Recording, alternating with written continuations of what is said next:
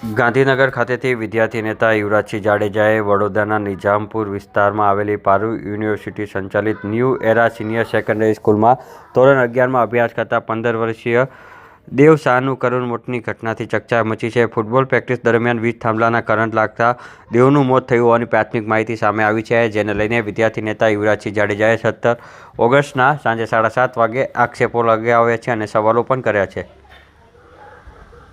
નમસ્કાર, જય હિન્દ, જય ભારત. હું યુવરાજસિંહ જાડેજા વડોદરાના નિઝામપુર ખાતેથી એક કરુણ સમાચાર સામે આવી રહ્યા છે, જેમાં વડોદરા સ્થિત જે પારુલ યુનિવર્સિટી દ્વારા સંચાલિત જે ન્યૂ ઓરા સ્કૂલ છે, એ ન્યૂ ઓરા સ્કૂલની અંદર કહી શકાય કે 11 ધોરણમાં ભણતો બાળક 15 વર્ષીય ઉંમર એની અને ફૂટબોલ પ્રેક્ટિસ કરવા માટે જ્યારે ગ્રાઉન્ડ ઉપર હતો ત્યારે એ શાળાનું જે મેદાન હતું એ શાળાના મેદાનની અંદર વીજ કરંટ લાગવાથી એ વ્યક્તિનું મૃત્યુ થયું છે. દેવ શાહ એનું નામ છે, કે જે સંચાલકો અને જે કહી શકે શાળા છે એની ઘોર બેદરકારી અને લાપરવાહીના કારણે ક્યાંક ને ક્યાંક આ મૃત્યુ થયું છે.